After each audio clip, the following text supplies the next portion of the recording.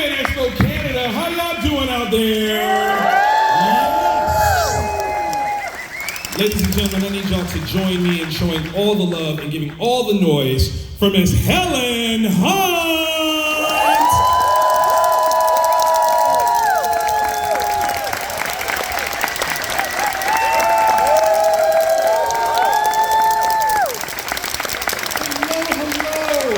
So good to see you. Please join us.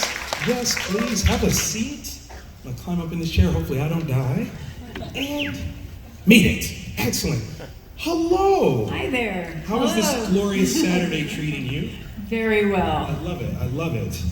Have you been to Toronto before? I have. I've been to your film festival a few times. Yes. I've worked a little bit. How about that? I don't remember which signs. You've been working too long. No, But I have been here and I have friends from here. Love that. Yeah. Do you have any like favorite food places that you like to visit here? I remember some incredible Chinese food when I was here before, right? Isn't that? Do we co-sign this? Yes. Okay. We need some recommendations. Just hit me up. I want to know what to eat tonight. Yeah. That's gonna be a good one. Okay, so we have so many fans here in the room, and I want to talk about so many different things with you. But I think it's important for us to understand your origin story. Like being in entertainment is kind of in your blood. Yeah, my dad was a director, a theater director, and so I used to go to rehearsal with him. And I never thought about being an actor, but I thought I just like when people get together and tell a story in a room. And then I went to an acting class just because my aunt, who's my age, which is a whole other story, was in the class. And I don't know what happened. An agent came and I turned around and I was in Canada for my first job in Calgary. How about that? I love that. So to be around acting, right? Is it something that you understood immediately as a craft, or just something interesting as an art form? Well, like I said, my first thing was just loving how much fun everybody seemed to be having who was part of telling a story, whether you were doing the wigs or on the stage or backstage. It just seemed like fun. And then somewhere along the way I realized, oh, it's invisible, but this is an actual thing you have to learn. Right. I hear stories about people who don't study and are just, awesome, but I think you can't be awesome over time if you don't work on how to do this thing. I think that's one of the most important things. Do we have any aspiring actors in the audience? One or Like, two? no way. You don't have to be quiet about it. You can make noise. You're allowed. Couple people. Yes, but I think that's a very important thing to understand, is that there is true craft, and in exploration of it, that's how you build that longevity. And to have a distinguished career as your own, proof positive, right? Yeah, my dad was also an acting teacher, and since he passed away, myself and somebody else together took over his class. That's so now I'm starting fantastic. to teach a little bit, yeah. That's the sweetest thing ever. I love that. Yeah, that's a nice one. Now, considering like your experience with different forms of acting, either on the stage, TV, the big screen, do you have a preference for which area excites you the most? No, it's like the best story, That's really the number one thing. The best story, the best people, and the best part. Probably in that order. I like that. So in terms of tiers, the best story, best collaborators, and then the best part possible. Do you have a favorite out of any of your roles that fit that criteria? I'm lucky enough to have a few. I was on a show called Blind Spotting. Come on, a y'all. couple years ago. That's a jam. That's the best. And I thought of that because of the collaborators part. I became really close with the two guys who created it, Raphael Casal and David Diggs. Yes. You guys saw Hamilton Come on now. on Apple TV. He was the Thomas Jefferson Lafayette of it all. And they had such a love for their story. Absolutely. And then, as good as it gets, it wasn't terrible. Come on. Award performance. Let's go. Absolutely. And Mad About You actually was such a tiny It was such a tiny little story that I thought it would never last. We did our first episode and I thought, well, this is lovely, but it's never going to go because what is it even about? It's about two people who love each other. So it's kind of amazing that we squeezed 8 years out of that tiny That's premise. brilliant. Absolutely. Well, because that is an ongoing story, one that kind of people need to be retaught every once in a while. So I have guilt about these people. You want to switch for a minute? okay, switch. Musical chairs, musical chairs. That was the most fun. Okay. When it comes to some of these roles, I think there are some magical things that you bring, just especially when it comes to blind spotting. That was one that I thought was super progressive. And that seems to be something that you tackle very, very well, from Project X to Twister. Like, the idea of being a forward-thinking person, how much is that just you and who you are? Gosh, I don't know. These two guys are from the Bay Area, That's right. San Francisco, Oakland in particular, and their lives and everybody's life around them were really touched by, massive incarceration, which down where I'm from is a big epidemic, and it hadn't really been explored, the sons and daughters and wives and mothers in my case, and what the effect was. So, and it was a musical, and our choreographer won an Emmy. I hope you guys will watch it. It was on Stars. Does that mean it's on Stars up here? Do we have that up here? Excellent. Okay. But it's a beautiful show, and so they were forward thinking, and I got to be with them on that. It was so very lovely, the message of family. Yeah. And I think that plays in a few different roles that you've had. Obviously, you come from a very entertaining family. Do you have any fun stories, favorite stories of family members that encouraged you to be in this world of acting? Nobody in my family tried to get me to do this, but nobody tried to get me to stop. That's a good thing. Yeah, I think they saw that it lit me up, and I loved it. And my mom, I used to watch I Love Lucy when I was a kid. And my mom was right. She was like, you should be going to university, not, what's it going to come to watching a sitcom about a married couple in New York? She was right, but I was also right. Exactly. That's the way to do it. That's the way to do it. One of my favorite films that you're in is What Women Want. Darcy McGuire is everything. She's powerful. She's smart. At times, she's the foil to Mel's character. How did you like to approach the building of that character? Were there people that you talked to, specifically in the PR world or advertising world? How did you build her? Mostly through the director, Nancy Myers, who you guys, Absolutely. I know you love her movies. Yes. Parent Trap and Father of the Bride and Something's Gotta Give. And I just loved her. And she and I both knew what it was like to be strong career women Yes. who also wanted to be able to be in love and have a life, and for people to see behind that sort of front. So I didn't have to do a lot of research for that part. That's great. No, that's absolutely great. Would you ever want the ability to hear other people's thoughts? No.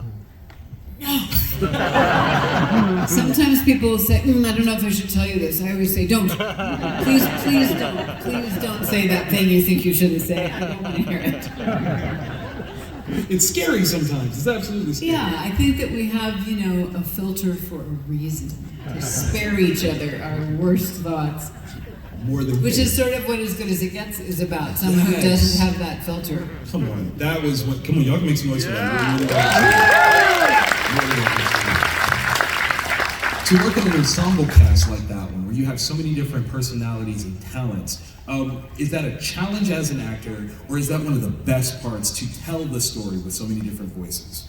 Well, it depends on the voices. Well, that is true. That is true. That movie had so many great actors, and the co-writer, director, was just the person I would have wanted to work with. If I could have picked one person, it would have been him. And so I got to, meet my heroes, both with him and with Jack.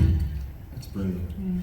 Now, so many of us know you as an actress, but to be a director, to help tell the story, is a different dynamic. What made you want to step into that phase of creativity?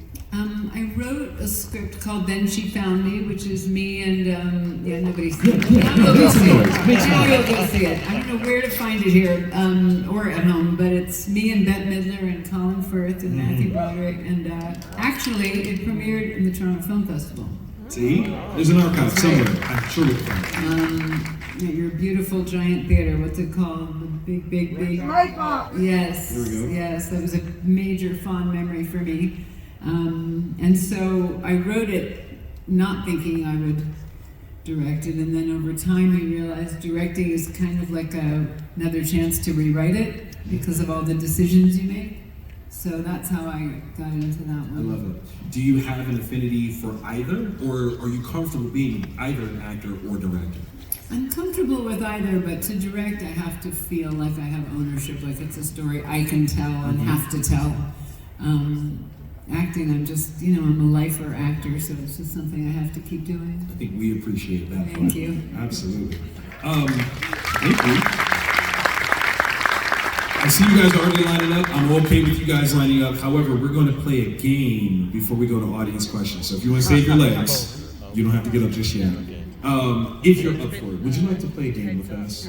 Okay, so the way this game is going to work is we're going to show Helen a pixelated image from a piece that she's been in, and the goal is to see how long it takes for her to figure out what that scene is. Now, you might be feeling like, well, I know the answer. Do not yell it out. Okay? Don't do that. But you can throw out hints if you believe it would be helpful. All right? So, if we are ready. I need my glasses.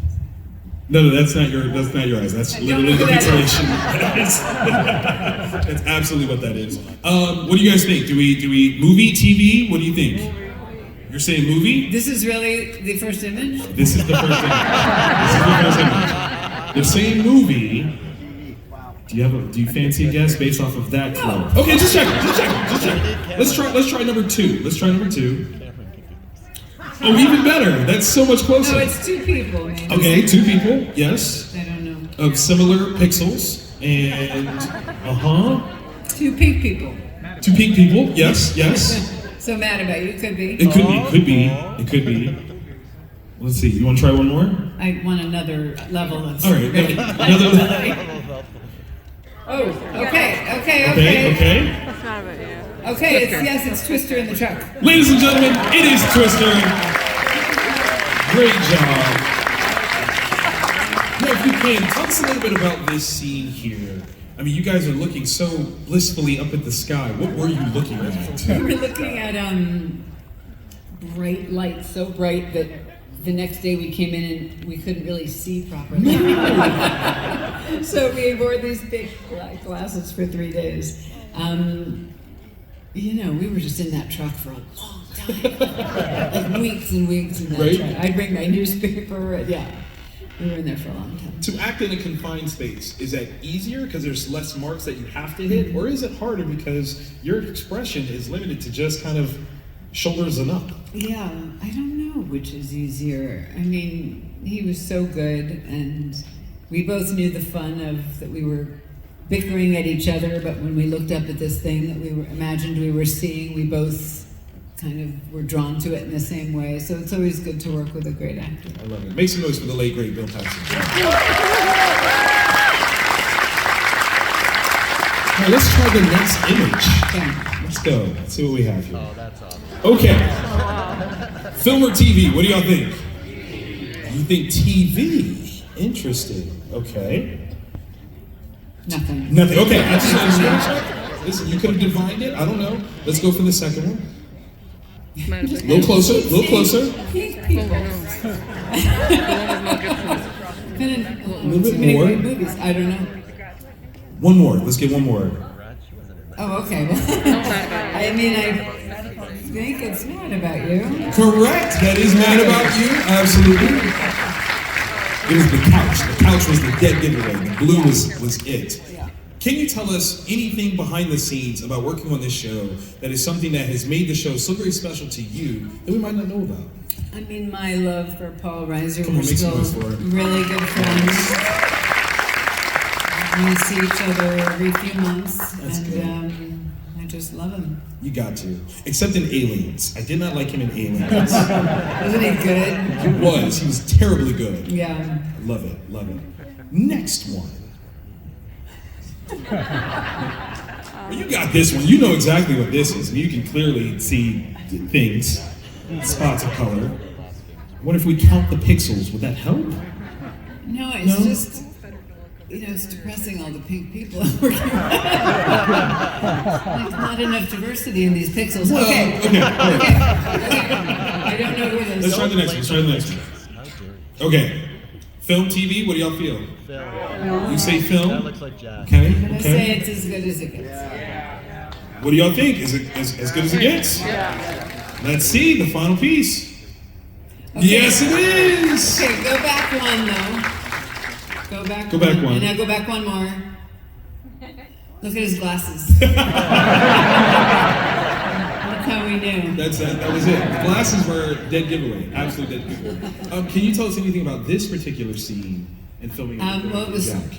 kind of toward the end of the movie, but we shot it very much in the beginning of the movie, which is always weird. You just hope you know what you're doing, because you have to kind of put a flag in the sand and say, this is what the character's like 2/3 of the way through the movie. But look at, Greg's got a whole thing going on. Really, if you remember the story, he kind of lost everything Indeed. when he went through this horrible incident, and it's before he kind of rediscovers his art and Jack's sight. I don't know what I'm doing exactly. I'm liking the music. I'm liking the Van Morrison. That's what I'm doing. It's 3 interesting characters is what I see. This is one of those movies that I think, ironically, would not exist here in Canada because he loses everything due to medical expenses and things like that. It's a States thing. Sorry. In fact, the first time we screened it, I have this line I scream out about privatized medicine, and the audience cheered. Mm-hmm. I scream out her vitriolic feelings about having to pay for health care, and the whole audience in the States started clapping. And That's I was right. like, oh wow, we've tapped into something. Absolutely true. Absolutely true. Thank you for playing the game. Make some noise for Helen, please. Now, I see that you're first in line. Can you be a true superhero for me? We've got a fan here that's in a wheelchair that wants to ask a question. Do you mind bringing that microphone over? Thank you so very much for that. Is it on? Yes, it should be on. Yes. Hello. Thank you. Hello. My name's David. So my question revolves around twisters. So normally in sequels, the original actors either play a part or make a cameo. And I noticed in this latest sequel that you weren't in it, which I was disappointed about. I was hoping. So I was curious, was that your decision? Were you approached to be part of the movie, or not? I was not approached. I had an idea with David Diggs and Rafael Casal before they were making this version, a whole other thing, black and brown storm chasers from an HBCU. We had a whole thing, which they respectfully said we don't want. And then got this really wonderful director to direct the sequel, and they just didn't have a place for me in it, I guess. So I haven't seen it. I hear it's really good. Facts. Big facts. I mean, it is okay. It's very much so in a Hallmark sort of vibe. So it's nice, but the action of the original, unmatched. Thank you for that question. Hello. Hi. I hope I'm not going to make you feel old with this I question. hope not either. You better don't. I really hope not Watch either. yourself now. But you guest starred in what I thought was the coolest show when I was growing up. And looking back, I think back then I thought it was probably the coolest episode. So do you have any stories or anecdotes or memories of when you guest starred on The Bionic Woman? Oh, yes! Really? Did you see it? Are you clapping? Because it's just nobody saw it. No, that's a Like classic. the last year of the Bionic Woman, they were running out of stories. And so I was a princess from outer space who came down, and I had like a thing where I could make myself this big. So they put me next to a giant phone they had sitting around the Universal lot. I just remember being a little bit in love with Lindsay Wagner. She was so beautiful and sweet and classy. That's what I remember. Love that. So was I. Yes. Thank you for that. That was a good Thank question. you. Thank you. Y'all need to go watch that episode. Like, let's just get the views up like tremendously. Hello. Hello. Hi. Acting Helen. Hello. My question for you is, on Mad About You, what was your favorite episode to do? My favorite one? Favorite episode of Mad About You? Yes. Well, the last one I'm very sweet on because I directed that one, and it was an Let's hour do it today, long. y'all. Yes, yes. And I'm super proud of it, and also it helped me not just be crying all for the whole last 2 weeks because I was busy trying to make a sort of ambitious last episode. Brilliant. Thank you. Thank you. Hello. Hi, my name's Kristen, and my question is also taking you back in time. What's your favorite memory from filming Girls Just Want to Have Fun? Come on. Classic. I think dancing. I had taken dance classes forever just for fun, and so just getting to be that silly and getting to play the part of the one who said, "Come on, let's go enjoy our young lives." That was really fun. I love it. How often did you listen to that song on set? I don't remember ever listening to the song, but it's not because it's not a great song. It makes you still enjoy it now, so I totally understand. Absolutely. Hello. Hi, Helen. I think you were wonderful in the final scene of Castaway, where Tom Hanks is reunited with you. To me, it goes through so many ups and downs. Yes. It goes from inside out into the rain and into a car. Can you tell us a little bit about the filming of that scene? And was it done in a short period of time, or did you have to experience those emotions over a number of days? It's a good question. I want to say it was one big day, but that seems impossible. So maybe it was 2 days. He's just such a wonderful actor, and Bob Zemeckis is such a great director. And I remember we rehearsed it, and the one thing I offered up that after we rehearsed it, something wasn't quite feeling right, and I thought to myself and shared with them, I think we have to believe that at any moment they could throw their arms around each other, and like that could happen at any second. And once we put that in our heads, talking about maps and talking about these sort of everyday things got more interesting. But he's just such a dream to work with. It wasn't hard. Thank you. Thank you. Hello. Thanks for being here. Thank you. You've worked with so many great people over the years. I was wondering if you could recall a story or a memory of working with Jack Nicholson on set. Yeah. I remember one day he was really frustrated because I think the director wanted him to do something a certain way and he wanted it to be the other way. And, when you're acting, you get very nervous when you fear you're not going to be good. That's when you hear about actors. I mean, I'm sure some of them are awful, but really it's the fear of humiliating yourself, which is driving a lot of people's crankiness when they work. And Jack came into the trailer and said, it doesn't matter anyway. And then he stopped and said, the only art I have left is not to think like that. Wow. Is to stay in the game and keep working. And so I'll never forget it. That's brilliant. Thank you. Have you ever gone to a basketball game with Jack? No, I went to a final Laker game where they won with Mel Gibson. Oh, snap. Sitting courtside because he had the seats. Of course. And the Lakers won, and I felt this boom, boom, boom up my back, and I was like, oh, we're about to be trampled right now. And then somehow we got out of there, and but this is one of the things where they were turning over cars and burning my in the goodness. streets. So it was exciting, and then it was a little too exciting. Fair. More than fair. Hello. Hi. You worked with so many icons early in your career. One of the first things I ever saw you in was the Mary Tyler Moore Show. So I was wondering if you could share anything about working on Mary Tyler Moore Show and things that you picked up from icons along the way in your early career on the road to becoming an icon yourself. Thank you. Well, from that show, I just remember they were crying all the time because it was the third to the last episode.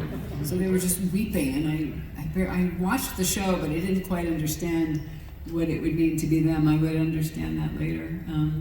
I just remember her being sweet and sweet to me, and I'm sure I I know that if I got good at doing that kind of comedic work, it's because I watched her and Carol Burnett and Lucille Ball, just watching those women and how they worked. Make some noise for that. What a great shirt to be wearing to ask that question. Lucille Ball shirt, yeah. Hello. Hello, Miss Hunt. I just want to thank you first for my childhood because I have a memory album from when I was 8 that says my favorite show was Mad About You. Oh my gosh. So apparently that's a thing. But I wanted to ask you about Pay It Forward. What did you have to do to get into the headspace for that character? God. Well, she struggled with alcoholism, so I guess I tried to crawl inside what it means to need that substance so bad you will do anything, even the thing you would never do in your right mind. That's really what I remember the most, yeah. Okay, Thanks. Thank you. Hello. Mine's kind of a different question. I teach high school geography, and I've used the movie Twister for about 20 years or so. And it's left an impact on my students and myself, and I was just wondering what impact it left on you. Well, I did not become a storm chaser. I bet a few people are like, because of you, I'm like, oh no. I keep apologizing to people's mothers.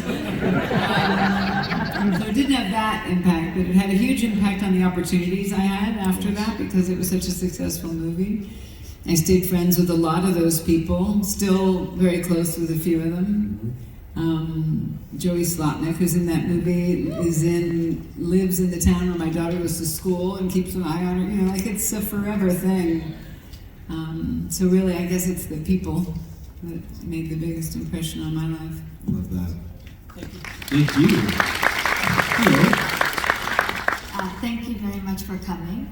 My question is, out of all the films you've been in, what is one film that you wish got more attention to that didn't? Yeah. Well, this movie, Then She Found Me, which premiered here, it's sort of like a heartbreaking story, but it got a huge standing ovation. A long time. Somebody bought it, a great company bought it, and then it was supposed to come out on Mother's Day because it's a mother-daughter story, and then the company went bankrupt the day before the Friday when the ads would have come out. And so this was 10 years of my life. I'd love it if you can find it. It's called Then She Found Me, but if you don't remember that, it's me, Bette Midler, Colin Firth, and Matthew Broderick, like great actors. It's on Prime. What? It's on Prime? Is it really? Okay. Okay, let's go. That's right. We're so grateful. Yes. I co-wrote, I'm in it, I directed it. It just has everything I care about. It's about mothering, and it's about faith or not having faith. You sort of will see the feeling of as good as it gets in it, like it's that sort of tone where things are funny and then they're not funny. So that's probably the one. Thanks. Thank you. I'll be watching it tomorrow. Oh, I'd be so grateful. Thank you. We need to plan like a watch party and Yes, so that all of all Canada over the watches world. it at once. Yes. Hi there. I went to your table today, got an item signed from ICU, and now, if I'm not mistaken, that's probably one of the fewer like horror movies you've been in. How was it working on that, and like what made you want to get involved with like a horror movie like that? Yeah, I mean, is it a thriller or a horror movie? I really don't know. I think it's a bit of both. Is it a bit of both? Yeah. Well, you're right. I haven't done very many. The director was great. He was great. And so when I met with him, I was like, he's going to make a cool movie. And what was fun, usually, it's not that acting is real, but you feel real emotions based on your own imagination or your own life or the things it reminds you of. And in this one, we would just do a take and then I would go, was that scary? Like, it was pretty scary. Let's do one more. And then we do it again. Was that scary? So it wasn't so taxing. It was really just fun. How do we make this like a spooky thrill ride? And my daughter loves that movie. It's actually cool. It premiered in South by Southwest in a midnight show, which I can't even believe is a thing. And I think all of the horror thriller nerds, if I may, were like, we've seen this movie before, and then halfway through, they went, actually, we haven't seen this movie before, so I was psyched that it was so good. I think he did a really good job. Yeah, it's a great movie, really underrated. Thank you, Helen. Thank you. Did you ever direct a horror movie? No, not your voice. Okay.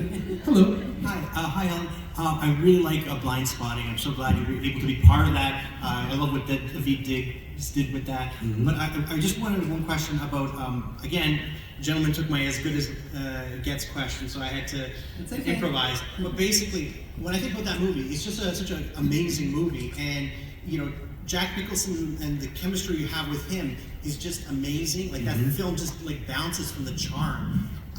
Was that innate, or did you guys rehearse, or how did you get to that point where you're able to? It sounds corny to say, but it is really movie magic. Like that movie just pops. I mean, chemistry in movies comes in all different ways. I've worked with people that I really don't like, but somehow annoying each other turns into chemistry in a funny way. That's chemistry, you know. And so actors can turn that into something. Occasionally, I've worked with, I can think of one who I certainly won't name, but who was so lovely and sweet. It was supposed to be this romantic story, and we were like, I feel nothing. No, it was not Jack Nicholson. I'll get her in trouble. And with Paul, I think our just friendship and love for each other made that happen. And with Jack, it was his artistry. We didn't hang out a lot. I was not into hanging out. I thought for these two people, better to just go back and eat my lunch and let whatever happens happen on film. But it's what a brilliant actor he is, and how much he rooted for me to be good is, and the icon of Jack Nicholson. Like partly I was using that, like this weird guy who is exotic in a way comes into where I work. You know, who he was helps that. Thank you so much. Thank you. Hello. Hi. Hello, I'm Will. Hi. Thanks for the privilege to be talking to you. Thank you. And first of all, you make me want to be a better Thank you. Yes. Okay, question about, I would love to hear your thoughts on the evolution of acting, if you agree there is one. The evolution of acting? Acting, yes, especially for the screen. And people say that media is changing and becoming fast-paced, but every other day people pull, like His Girl Friday, for example. And then I wonder if I can reframe this, is there any lesson you would teach and maybe your Mr. Gordon Hunt wouldn't? So a lesson I could teach about acting? Yes. Study. The lesson is to have more lessons. I think actors' voices and speech matters more than maybe some younger actors think. Because there's this thought, well, I talk like this in real life, so if I just talk like this in the movie, it'll be fine. And it just isn't. It just isn't. Certainly on a stage, you have to fill the space, but even in a film, you're bringing something more than what it's like when you have coffee with a friend. You're bringing that character's history and what they want and the style of the movie. There's a lot that you're showing up with, so I think training and theater really make good actors. I hope that answers your question. Yeah, it does. It means to me that maybe the lessons that you brought from your father and you still reproduce to your students and people that work with you, they're still active, they're still worth it, and new people still need to listen. Yeah, and the best actors I work with, I always go, oh, it comes from the theater. Oh, she studied. Thank you. Thank you. Hello. One of the first movies I saw you in was Bill on His Own. What was it like working with Mickey Rooney? Thank you. Nice. He was kind of a maniac. God rest his soul. I mean, he was Mickey Rooney, I was pretty excited, but he was intense. But it's okay, because I was playing someone who was trying to manage this sort of atypical person, so that worked out. Hello. Hello. What is your favorite movie bloopers? Favorite movie bloopers? Well, there's some. I think it might even be on. What's happening in your head there? What's going on? It's a mask. It's a mask. Okay. I just wanted to see what was happening. I'm good. Paul Reiser and I would get into some real trouble just laughing and laughing. It was funny, and then it wasn't funny because everybody wanted to go home, and we were like, I don't know what to tell you. We cannot stop. So it's that feeling that's so delicious, and then you want to stop, and you still can't stop. So I would say some of it I think you can find on YouTube. Thank you so very much. You're welcome. Bye. Bye. Hello. Got an assisted question here. Hi there, I'm just with my interpreter who's going to voice for me because I'm deaf. I wanted to say that I'm a huge fan of yours. I've seen all of your movies and TV shows, but there's one movie in particular that I just get so emotional. It's Miracle State. Ooh. Oh, It made me about roll my volleyball? eyes Miracle out. Season? Yes. No. Yes, that's the one. Yes. Oh, I just bawled my eyes out when I saw that. I want to know about your experience making that. Yes. I met you at the table, and I wanted to ask you if Canadian sign and American sign are the same.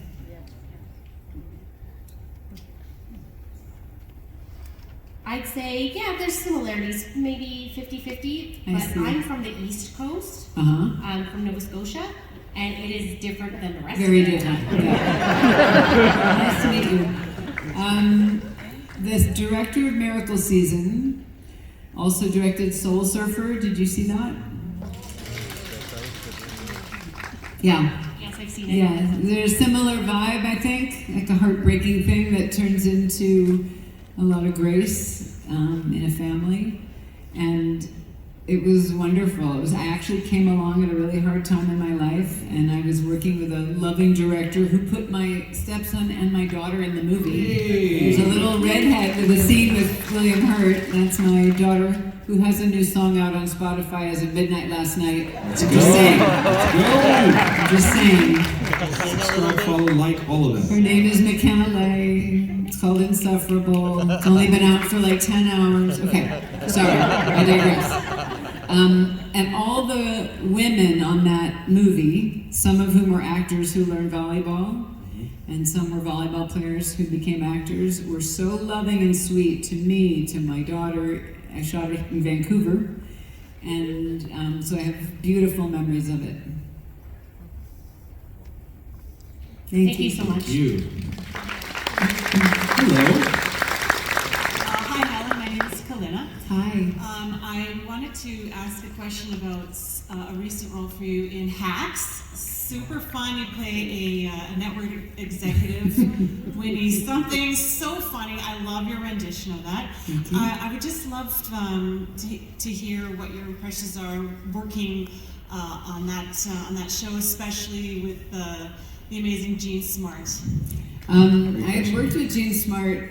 She's in Project X, a movie that I did. And she's the kind of actor that all actors root for. And she's always great. She did an episode of the reboot of Mad About You. We had an impossible part that would have been maybe terrible, and she came in and was wonderful. So I know I speak for a lot of people that when she's had this big moment with the perfect part, everybody's been cheering for her. And Hannah Binder on that show is amazing. So, and I'm playing someone pretty awful, which is very fun. Very, very fun. So it was great, just funny writing and lovely people. Thanks so much. Thank you. I want to warn the line, we only have like 5 minutes left, so we'll see how many we get through. With the enhanced Fujita scale, has it have any effect on the Dorothy and the Twister movie? The Fujita scale. You're asking in terms of the visual effects? And also, yeah, because, well, partly, but does it have any effect on the Dorothy, the device that your character was wanted to launch into the air to get into the tornado to get the scientific data? Do new visual effects have an effect on it? Is that what you're asking? The enhanced Fujita scale. The actual tornado scale. Yeah. Right. Here's the part where I have to break it to you. I know nothing. I had like good hair that blew in the wind. I had my tank top. I made up a lot of very personal stuff about why it mattered to me. I know it matters to a lot of people. I don't even know what that is. I'm so sorry. But I like that you like it. And I don't know. I've seen it quite a few. I've seen the film quite a few times. Okay. Absolutely. There's only 5 levels of the skill. Thank you. I'm sorry I don't know more about it. But thank God you do. Yeah. Thank you very much. Thank you. I appreciate it. Of course. Hello. I saw you in the movie What Women Want. Yes. Was that, thank you, was that the true, legit, what women want and how women are, becoming entrepreneurs for major companies and... I'm sorry, ask the question one more time. I saw even that, and is it true that all women are trying to become entrepreneurs and make big, big? Well, that's a very interesting question. I think all women are trying to do all things, but at least down where I'm from, if you really look at who is at the very top of the biggest companies in the world, it's a terribly tiny number that are women. So hoping that my country might move that forward in the next couple of months, if you know what I mean.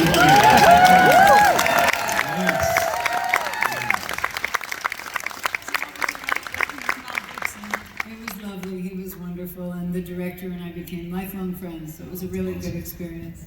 Thank you. Thank you. Hello. My family would be going crazy knowing that I'm up here. We all really love you in Twister. We all watch it together. It means a lot to our family. And I just wanted to ask, what do you see for your future? Any future films that you hope, or anything like that? Or are you hoping to lean more into your directing? Yeah, I might come back on Hacks, I hope. I'm doing a play in Chicago in February called Betrayal. I'm starting to work on Monday. And I'm writing something with a writing partner. So, actors, we just kind of hope and try to make as much stuff on our own as we can. Well, we hope alongside you. Thank you so much. Thank you. Last question, no pressure. Last Star Wars, let's go. Hello. So I saw the new Twisters movie recently, and it wasn't bad, but I personally thought it was a remake that wasn't really necessary when your version exists and it was so great. Yeah, the trailer looks similar, but I hear it's good, and I know he's a good director. So I don't want to get you in trouble by asking you about that remake, but I want to ask you about remakes in general. What are your thoughts on that when such great versions exist originally? Yeah, I know there are. I mean, I think if there's a reason to do it, if you get excited because there's, what did it help me? What's a good remake? Right? Like what? Jurassic World? But that's a sequel, right? Yeah, it's a sequel of a remake of a kind. Yeah. Invasion of the Body Snatchers, right? That was a good one. You know what I mean? I think if you have a reason to do it, like a new thing to bring to it, why not? That's my best answer. Thank you. Helen, thank you so very much for joining us. Guys, do me a favor, make some noise, show all the love. Once again, I hope that you guys go to the Twister screening today. She will be there for a bit. And again, thank you for so much.